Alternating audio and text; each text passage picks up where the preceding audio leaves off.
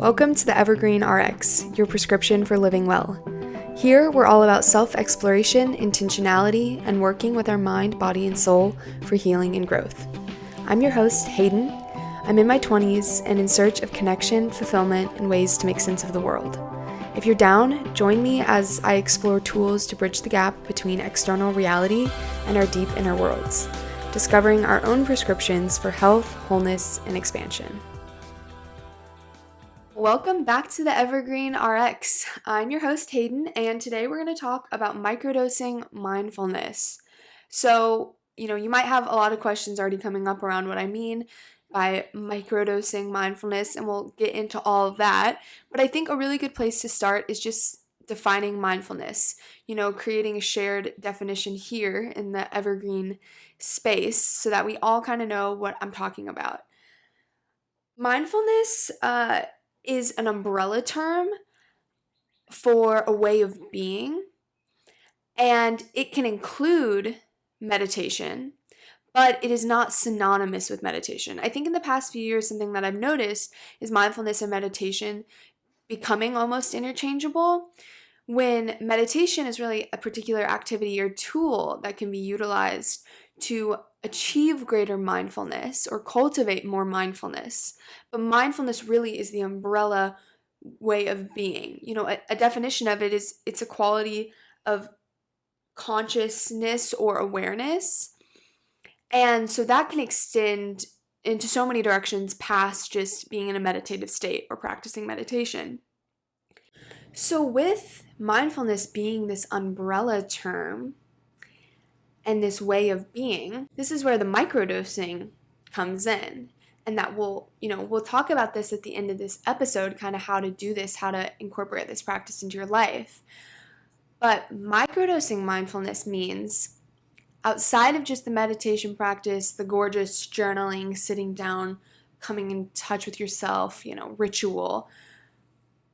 Really, what I think where the meat of this practice comes in is the micro moments throughout our day.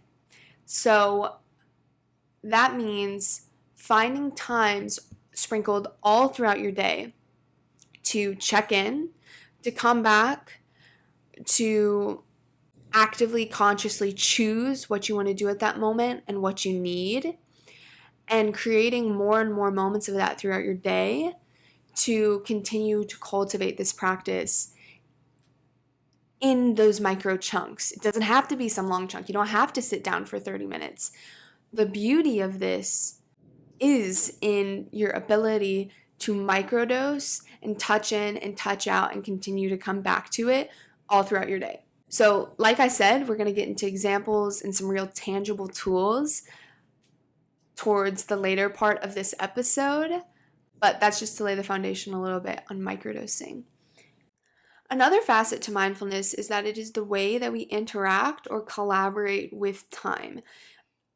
The state of our being is the way that we interact with time, whatever that may be. Whether you're in a mindful state or not, you are in some way collaborating with time in that state. So what I mean by that is, are you on autopilot or are you awake and conscious to the current moment? When we're on autopilot, typically time can zoom by really fast. We can feel just caught up in every next thing, really just almost survival mode, hopping from one thing to the next. But when we're in this conscious state of awareness, it's almost like being more so in relationship with time than being ruled or run by time. I think that's important to point out because I think that really highlights that definition of mindfulness as a way of being, because the way that we are informs the way that we move throughout the world, the choices we make, actions we take, our behaviors, and our relationship to the world around us. And one of those aspects of the world around us is the aspect of time. So I think it's important here to also talk about some things that mindfulness is not and kind of the alternative to some common beliefs.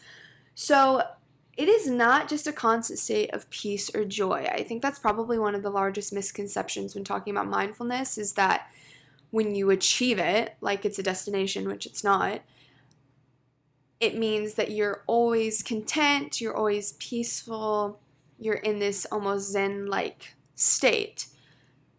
While that can be a place that you reside in some of the time, most of us are not going to live in that place all the time. What it really means is an acceptance or understanding of what is happening in the moment, what is happening right now, and accepting that for what it is.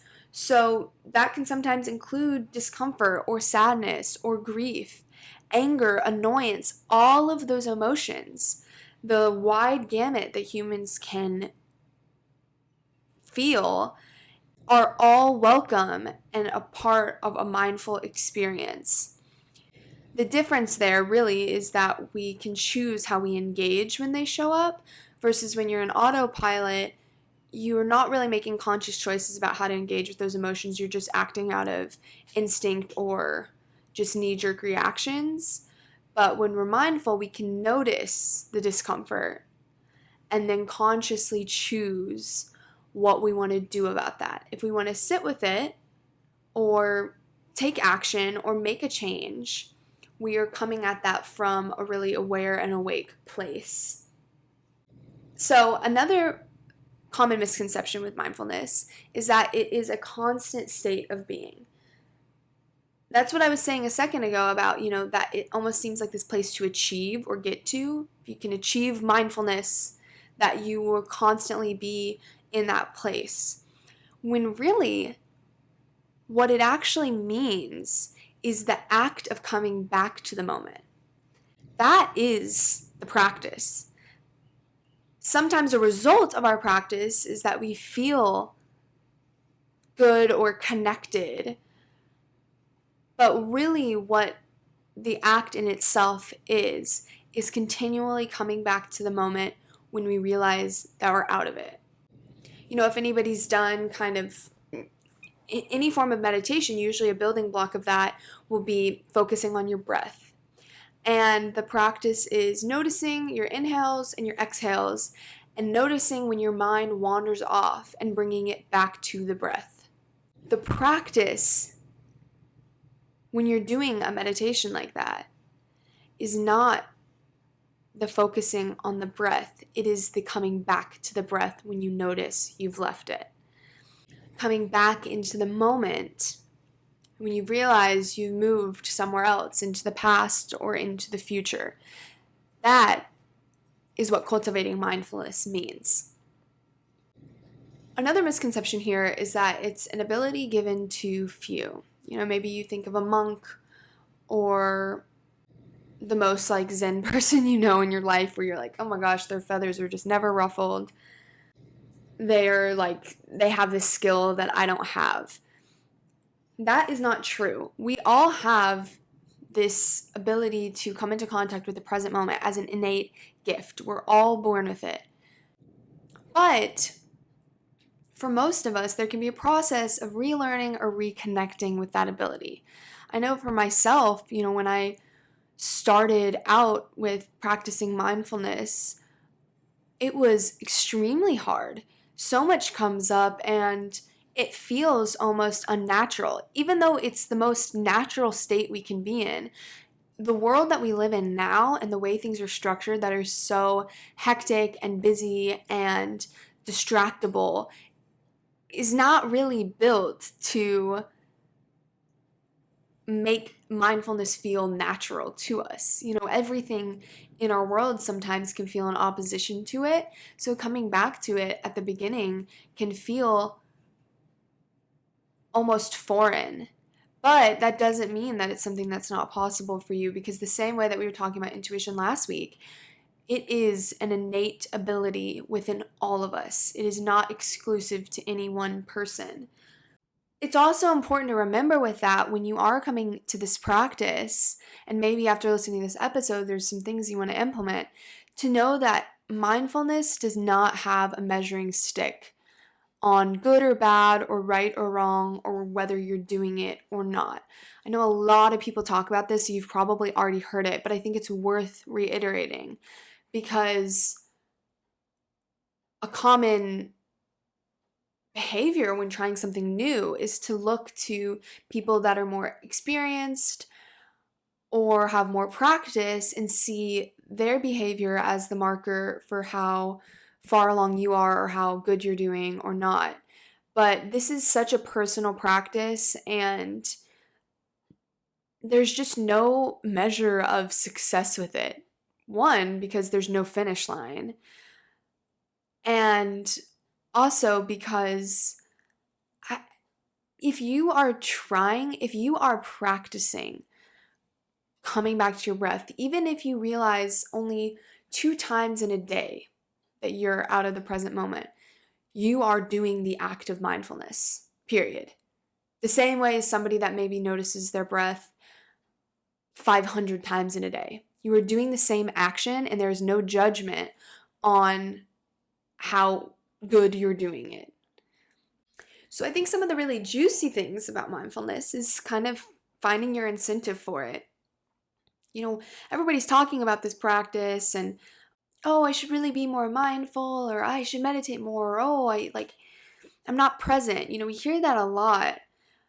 But sometimes it can be like, okay, but why? Like, why does it matter? If everybody struggles with this, why can't we just kind of move about life in a different way?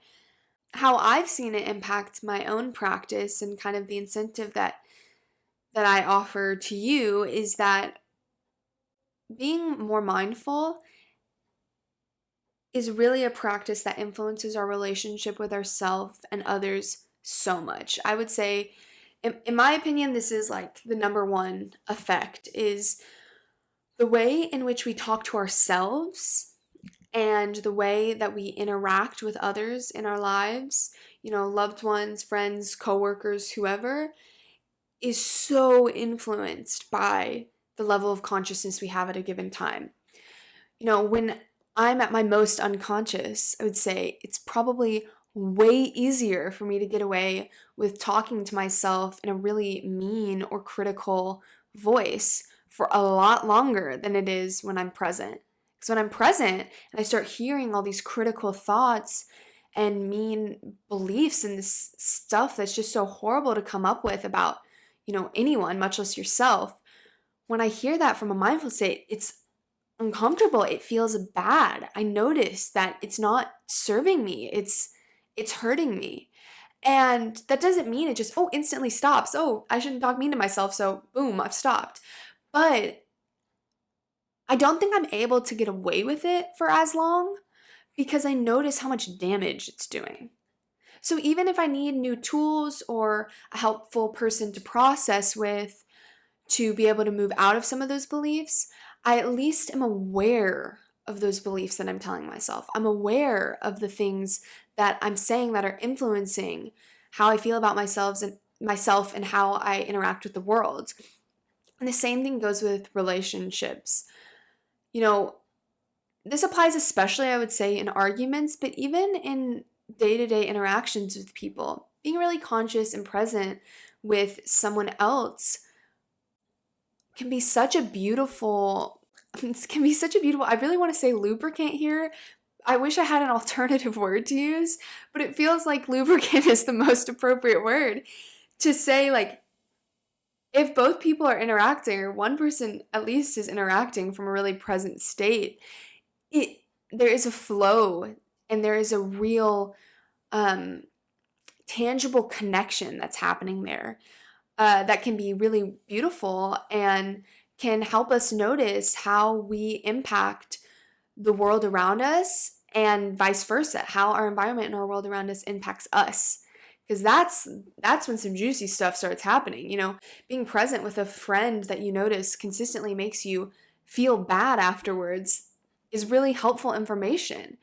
And that's a practice that leads into other ones like setting boundaries and attracting the people in your life that do make you feel good or positive or connected. It's a cascade effect when we start to notice moment to moment how we're responding to things and how the world around us is making us feel.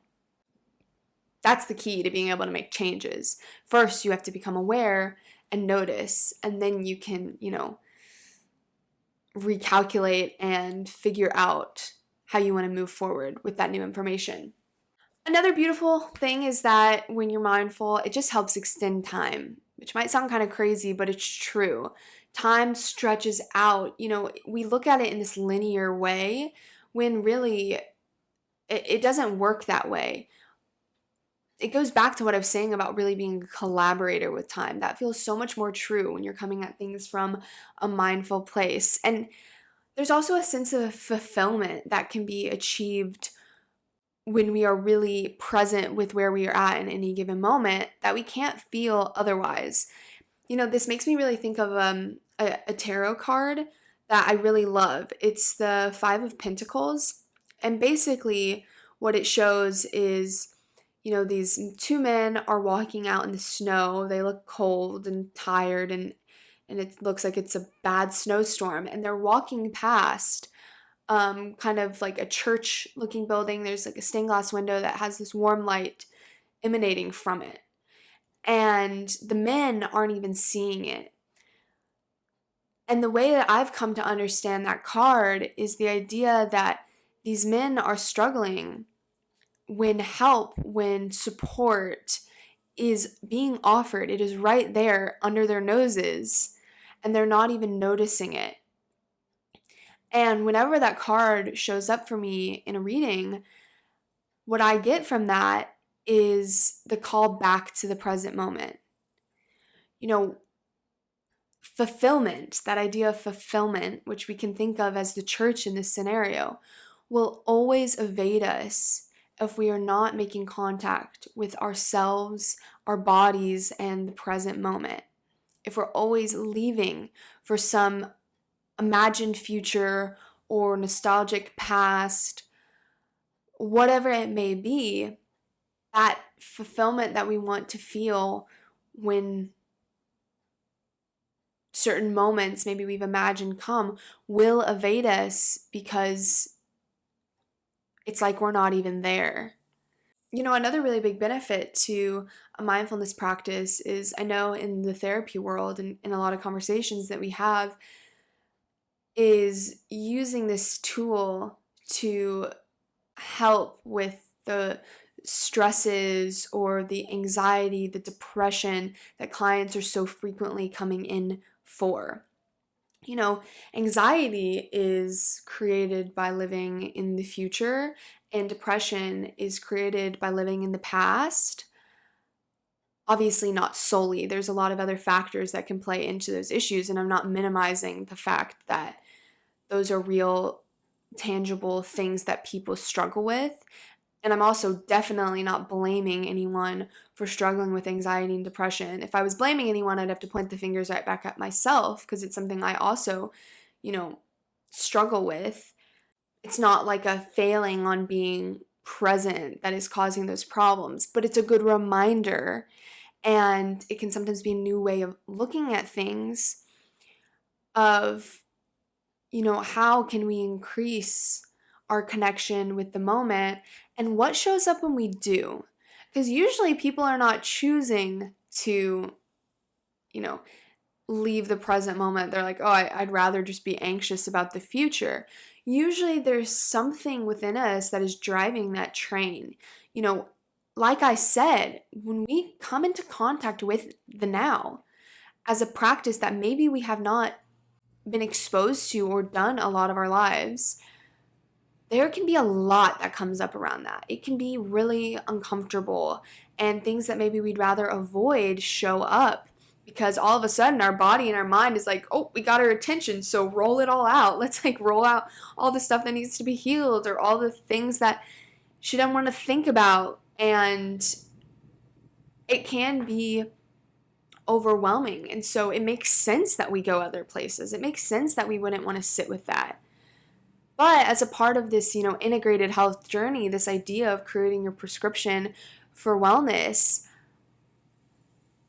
again, I go back to the concept that all of that is good information. Even just touching back in, dipping your toe into the moment for just a second to see what's there, and open doors into avenues of healing or areas of healing that once we work through, on the other side is really a lot of contentment and beauty and joy and some burdens and baggage that we have been carrying for a really long time we no longer have to carry. And with that, there becomes, greater ease in living in this moment. Kind of in line with all of that is the idea that when we do make this connection, we're able to greater understand what it is that we need, what it is that we're feeling, and also being able to hear some of those subtle intuitive knocks a lot better. So, like in last episode, in episode 2, talking about how intuition comes in these subtle and soft ways that sometimes we can miss if we're not tuned to hearing them. Part of that attunement is getting quiet and being more in the moment so that when they arise, we're there to meet them. We're ready. We're already looking, our eyes are open. And so when they show up, we can really grab on a lot easier. And I do want to mention that I know sometimes at the beginning of starting to learn more about ourselves, or honestly, not even at the beginning, totally at any point, one of the struggles that comes up with that is really identifying what it is that we're experiencing, differentiating between different feelings, even having a label for different feelings. So I want to say that linked in the description, I'm going to put a feelings wheel image. You may be familiar or not, but a feelings wheel basically is usually a color-coded wheel that has emotions kind of starting with more basic ones, happy, sad, angry in the middle, and then each color section kind of expands out into more and more nuanced as you go up and out of the circle. And that can be a really helpful tool to start utilizing when you are practicing this, because you can just go to that as a resource. Maybe you're feeling sad and then you look at the next level and it's okay, actually it's really melancholy, and you can maybe even go past that level and see I'm feeling grief or nostalgia or whatever it may be. It can just be a really helpful tool. And so I'm going to throw one of those in the description if you're interested, just as a resource to use throughout this process, if that speaks to you. Okay, so now we're in it. Now we know what it looks like. Some of the benefits. What are we talking about really doing and implementing? Because, I think a big goal for me with this podcast, outside of community and connecting with all of you guys and sharing our own ideas and discussions about this, is also laying out a wide array of tactics, holistic tools, practices, all of that, different ways to do it so that you can pick and choose and take what works for you and leave what doesn't, and make your custom prescription and do what works for you. So first thing, finding the breath and starting small.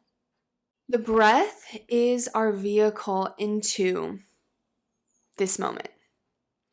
It is always there, and it doesn't rush, it doesn't work ahead, it doesn't fall behind. The breath is constant, and each inhalation and each exhalation is serving to, continue our life and to provide us with, the oxygen that we need.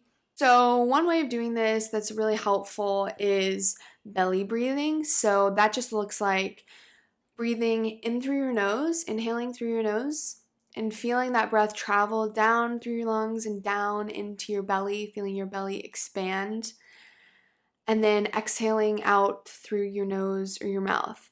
If you're a visual person, you can visualize the breath going in and out. You can put your hands on your chest or on your belly to feel it. And a helpful tip here is that if you can make the exhalation a little bit longer than your inhalation, that can have more relaxing effects. And so I say that as kind of the initial building block because it's the thing that we always have with us and we always have access to touching back into. So it's just like super accessible. And even if you have 2 seconds and you just think, okay, wait, before I go into this next meeting, I'm going to just belly breathe for 3 breaths and you just focus on that. That's awesome. Next thing is identifying moments that you can start to microdose and alternatives in those moments. So, some moments throughout the day can be when you're getting ready, taking a shower, perhaps, when you're driving, at a stoplight, in a waiting room, during a transition, like getting in and out of the car, when you're running an errand, in between classes or meetings, when you're eating. And you can just start to notice in whatever, scenarios you choose what your default is. So I know for me, with sessions, I have 5-minute breaks in between some of my sessions. And, sometimes I feel pulled to just pull out my phone and look at all my messages or maybe start writing my clinical note or, just really keeping busy. And then that 5 minutes flies by and then the next person's in there. And for my work, being really present and being attentive and listening, I know it's really important to have enough energy and charge in me to be able to provide that fully for each person that I see. So when I use those 5 minutes and I just cram them in with a bunch of default activities, usually I feel a little more frazzled going into the next session.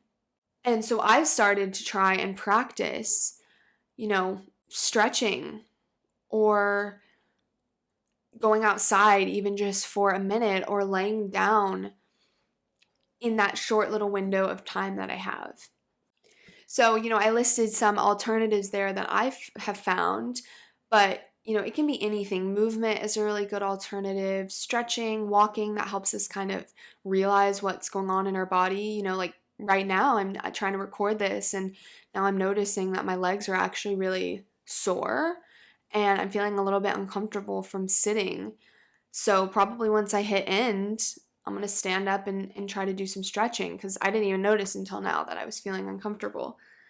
Or breathing, that's especially helpful in those really quick moments when you're at a stoplight or, waiting for your friend to show up, waiting for the Zoom meeting to start can be helpful to just breathe because, like I said, it's always available to us. Maybe you need a snack or water. Our bodies, like, we're physical creatures and sometimes we gotta, like, feed and water ourselves. And I know for myself, sometimes getting really caught up in work, I can just get so into it that all of a sudden I'm like, my mouth feels like a fucking desert and I haven't stood up in 3 hours. And I'm like, oh my God. All of a sudden it all rushes back to me and I'm like hangry and frustrated and like things have gone too far because I wasn't even noticing. Looking out a window, that can be really good too if we look at screens a lot. Or you can talk with someone, this might be a coworker or a friend or even just a stranger. You're in the waiting room and you just say hi to someone or at the gas station. Those micro connections can be really, really helpful throughout our day and making us feel really present in our lives. Or you can do something like meditating. Like I said, that is a tool. Sitting down, maybe using Insight Timer or some app, or even just looking up music that's calming or ocean sounds, and just sitting for a few moments and practicing meditation. That is a really helpful tool and alternative in these moments. Or you can journal or do art, whatever your thing is, something that makes you feel connected and really alive. Those are beautiful alternatives. So I do want to say that when we start doing this practice, at first it may feel really challenging. Like I was saying, our attention is actively harvested and sold in the world that we live in today, especially if you have a phone. we are constantly, our attention is the product. It's constantly being manipulated and used. So, there's no blame or shame in that. Like, we all can struggle with this because it's like our attention and our focus is honestly actively being used against us sometimes. So, if you find at first that this is a real challenge for you, another good resource is a book, How to Break Up with Your Phone. I read this recently and I'll link it in the description, but really helpful, even if it's not your phone, but it could be your computer or the internet in general, or kind of, it can be extrapolated to a lot of different things, even though it's centered around our phones. But it's a really helpful book that can just lay out some tools and additional assists in helping with getting our attention back and gaining back our ability to focus and to become present. So if you want to get started with microdosing, I think, you can even find moments in your ritual that you want to start implementing it. Going back to episode 1 where we talked about routines and rituals, this practice can become a part of it. And like I said, it doesn't have to just be the meditation. You can decide that you incorporate 5 minutes before you leave for work to go, lay with your partner or your pet, or just with yourself, just to lay there and take a pause before going out in your day. That's really up to you, but if you want this practice to be something that's top of mind, really working it into that routine or ritual that you've already set up so that it becomes just an automatic part of your day. So here we are. It's time for the dose. My question to you is, once this podcast ends, thinking to yourself, what's a moment of your day where you feel the most frazzled? That may be a little breadcrumb into a time where you're losing that connection with the moment. I used to get super frazzled at like 2 p.m., 3 p.m. Like, it would just be all of a sudden things were good, and then it was like alarm bells were ringing and it was like end times. Like, I would start to get anxious about everything I had coming up, like couldn't choose what activity to do next, what work to get done next. Like, it was just almost like a frozen state, or just like decision paralysis. And I started to notice that instead of just pushing through and trying to just like go on to the next thing and feeling really frazzled, it actually helped if I would just pause and not do anything, which, was hard to do. But I would find that it would help, and I would actually calm down a lot faster. And it wasn't actually that the messages from my brain that were saying, oh my God, you're overwhelmed because you have so much to do. It was my brain saying, oh my God, you're overwhelmed because you're doing too much. My challenge now is to create a cue for yourself to remind you of some of the moments that you have decided you want to try to microdose mindfulness. So maybe for you, when you're at stoplights, you want to resist reaching for your phone or whatever else you do, and you want to just become really present and use that time to check in with your breath. What is a cue that you can give yourself to help? Maybe you set a setting in your phone where your phone goes on do not disturb when you're in the car. Other cues for, different moments can be setting an alarm on your phone for periodic check-ins, maybe putting a sticky note somewhere where you'll see it that has a reminder or a mantra to come back to the moment. Putting a background on your phone where every time you read it, it reminds you. Your pet, using your pet as a reminder can be really helpful. Every time they come over and they want to go outside, using that as your cue to get up, to stretch, to check in. Or maybe a certain place and time. Like I said, being in the car every time you take a shower, that's kind of your cue to do your check-ins. So I'm excited to hear what you guys come up with and how this starts to impact your day, or maybe any changes that you notice. And just a gentle and loving reminder that this is a practice and there's no right or wrong. And even in the tiniest moments that you begin to cultivate mindfulness, you are creating space and coming into more loving connection and relationship with yourself. I'm excited to hear from you, and if you have any questions or comments or anything you'd like to share, find me on Instagram, or I don't know, send me an email if Instagram's not your thing. And yeah, let's just keep the conversation going, and I will see you in the next episode.